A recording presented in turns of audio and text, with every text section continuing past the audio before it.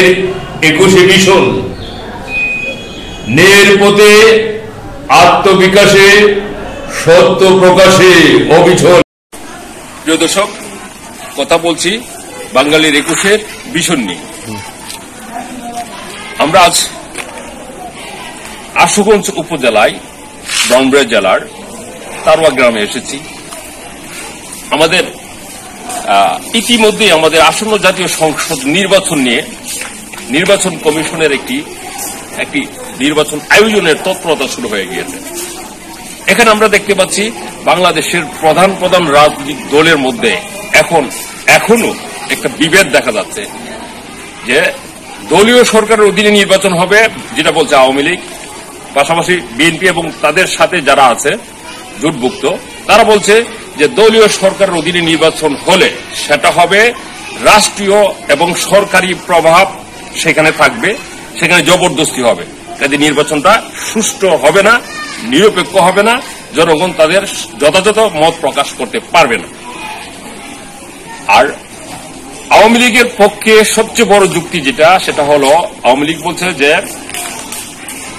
একটা দেশ পরিচালনার জন্য সংবিধান মেনে চলা অত্যন্ত গুরুত্বপূর্ণ। আমাদের যে জাতীয় যে সংবিধান, আমাদের দেশের সংবিধান, এই সংবিধান অনুসারে তারা যদি নির্বাচন করে তাহলে নির্বাচনটা হতে হয় দলীয় যে রাজনৈতিক দল এখন ক্ষমতায় আছে সেই রাজনৈতিক দলের অধীনে। এই নির্বাচন নিয়ে এই যে বিতর্ক, এটা অত্যন্ত একটা গুরুত্বপূর্ণ বিষয় আমাদের জাতীয় জীবনে। আমরা এই পর্যায়ে বাঙালির 21 মিশনের পক্ষ থেকে মতামত সংগ্রহ করতে এসেছি।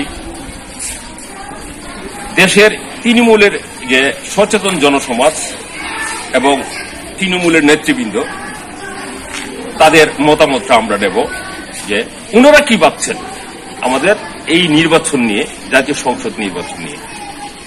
এ পর্যায়ে আমরা কথা বলবো জনাব ডাক্তার শাহাবুদ্দিন কবির, যিনি বিগত উপজেলা পরিষদ নির্বাচনে আশুগঞ্জ উপজেলা পরিষদের ভাইস চেয়ারম্যান পদপ্রার্থী ছিলেন চশমা প্রতীক নিয়ে। চলুন আমরা আলাপ করি ডাক্তার শাহাবুদ্দিন কবির সাহেবের সাথে। ধন্যবাদ। বাঙালি 21 মিশন, আমি 21 মিশনের মাধ্যমে বলতে চাই যে দেখেন, বাঙালি জাতি কিন্তু বীরের জাতি। এই যে আমরা মহান মুক্তিযুদ্ধ 1971 সালে আমরা করেছি, বাঙালি জাতি কিন্তু মাথা নত করে নাই পাকিস্তানের কাছে, পাকিস্তান হানাদার বাহিনীর কাছে মাথা নত করে নাই। একেবারে কি বলবো যে বাঙালি বীরের জাতি। তাই আমি মনে করি আমার এই বাংলাদেশের জনগণ কোন অন্যায়ের কাছে সহজে মাথা নত করবে না, তারা তাদের অধিকার আদায় করে নেবে। এই যে নির্বাচন, আজকে এই যে 3-4টি নির্বাচন হচ্ছে, প্রহসনের নির্বাচন, জনগণকে ধোঁকা দিয়ে জনগণের ভোটাধিকার হরণ করে যে কাজটা সরকার করতেছে, অবশ্যই এটার জবাব জনগণ দিবে। আর দিচ্ছে তো এই যে 2014 সালে যে নির্বাচন, 5% ভোটার উপস্থিত হয় না, একেবারে ফাঁকা। আমরা দেখছি বিভিন্ন টিভি চ্যানেল এসে অনেক কিছুতে দেখছি একেবারে ফাঁকা ভোট কেন্দ্রে মানুষ। এইটা কি তার একটা জবাব না? তাই আমি মনে করি বাংলাদেশের জনগণ অবশ্যই সচেতন, তারা ঠিকই সজাগ হবে, তারা জাগ্রত হবে তাদের অধিকার আদায় করার জন্য। আর আপনি যে সংবিধানের কথা বলছেন, সংবিধান তো মানুষের জন্য। মানুষের যে সংবিধান সংঘাতের দিকে, হানাহানির দিকে ঠেলে দিবে, তো এই সংবিধান সংশোধন করে তো বাংলাদেশ শান্তিপ্রিয় মানুষের যে মনের যে একটা আশা আকাঙ্ক্ষা, এটা তো প্রতিফলন ঘটাতে পারে সরকার। আমি মনে করি আমাদের মাননীয় প্রধানমন্ত্রী অত্যন্ত বুদ্ধিমত্তা সম্পন্ন ব্যক্তি। উনি জনগণের ভাষা বোঝুক, জনগণের কথা শুনুক, জনগণ কি চায় উনি উপলব্ধি করে উনি নির্বাচন দেন। জনগণ তো কোন দলীয় সরকার অধীনে নির্বাচন করতে চায় না, এবার আওয়ামী লীগ হোক আর বিএনপি হোক, জনগণ চায় একটা স্বচ্ছ নিরপেক্ষ নির্দলীয় নির্বাচন। যেমন অনেক সময় এই সরকার বলে যে নির্বাচন কমিশন স্বাধীন, আপনি দেখেন কতটা নির্বাচন করছে, নির্বাচন কমিশন একদম মেরুদণ্ডহীনতার পরিচয় দিচ্ছে। তাদের যে ক্ষমতা, কোনো কিছু তারা প্রয়োগ করতে পারে না। সরকার না চাইলে নির্বাচন কমিশন কিভাবে স্বাধীনভাবে কাজ করে? তাই জনগণ এখন আর দলীয় সরকার অধীনে নির্বাচন মানে নিরপেক্ষ হবে এ কথা বিশ্বাস করে না।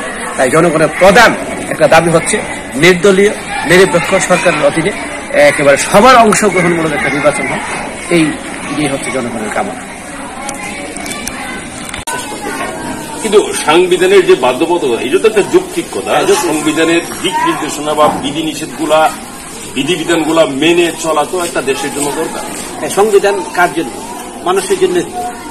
তাহলে মানুষের প্রয়োজন সংবিধান চেঞ্জ হবে। এটা তো এমন কোন বিষয় না যে সংবিধান চেঞ্জ করা যাবে না, এমন কোন ইয়ে না। যে মানুষের জনগণের জন্য তো সংবিধান। সেই জনগণ যদি তার আশা আকাঙ্ক্ষার যে প্রতিফলন বা মনের যে একটা এটা যদি ব্যক্ত করতে না পারে, তার পছন্দের প্রার্থী যদি ভোটে দিতে না পারে, তাহলে কিভাবে হবে? তাহলে সেই সংবিধান কি পরিচিত করতে হবে না? তাই আমি এই মাননীয় প্রধানমন্ত্রীর কাছে উদ্যত আহ্বান করব যে আপনি জনগণের ভাষা বোঝুন, জনগণ কি চায় তাই উপলব্ধি করে জনগণের দাবিটুকু আপনি মেনে নিয়ে একটা নিরপেক্ষ নির্দলীয় তত্ত্বাবধায়ক সরকারের অধীনে নির্বাচন।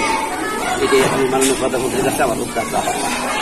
মানে আপনাদের দাবি হলো যে জনগণ তো এখন গত নির্বাচন হলো, জনগণ কোথাও তো কোনো মানে প্রতিবাদ করে নাই, তেমন কোনো কিছু বলে নাই, নির্বাচন নিয়ে প্রশ্ন করে নাই। জনগণ প্রতিবাদ করে নাই, কিন্তু জনগণ কিন্তু নীরব থেকে বুঝাই দিচ্ছে যে আমরা এই আইন মানি না, এই সরকারকে মানি না। তারা কিন্তু ভোট কেন্দ্রে যায়। আপনি দেখছেন, আপনি নিজের একজন সাংবাদিক, আপনি দেখছেন কত ভোটার কেন্দ্রে খালি, আমরা কিন্তু একদম ফাঁকা। জনগণ কি নীরব পাশে বুঝে দিচ্ছে না যে আমরা এই সরকারের অধীনে নির্বাচন চাই, যে কোনো দলীয় সরকারের অধীনে নির্বাচন, এবার বিএনপি হোক আর আওয়ামী লীগ, মানে জনগণ দলীয় সরকারের অধীনে নির্বাচন করে। আমার কথা হচ্ছে সুজাই, এবার আওয়ামী লীগ হোক আর বিএনপি, মানে জনগণ একটা নিরপেক্ষ নির্বাচন। দলীয় সরকারের অধীনে নির্বাচনটা হলে এখানে রাষ্ট্রীয় প্রভাব এবং সরকারি প্রভাব এবং এইখানে জবরদস্তির সম্ভাবনা থাকে, অবশ্যই থাকে। আর পাশাপাশি সংবিধান মেনে মানাটাও তো একটা জরুরি বিষয়। আমি তো একবারই বলছি, হ্যাঁ, সংবিধান তো অবশ্যই মানতে হবে, কিন্তু জনগণের জন্য তো সংবিধান।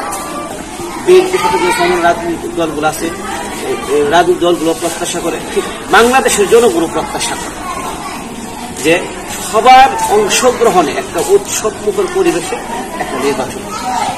আমি বলবো মাননীয় প্রধানমন্ত্রী, আমাদের প্রধানমন্ত্রী অত্যন্ত বুদ্ধিমত্তা সম্পন্ন একজন ব্যক্তি, উনি তো দেশকে সংঘাতের দিকে ফেলে দিবেন।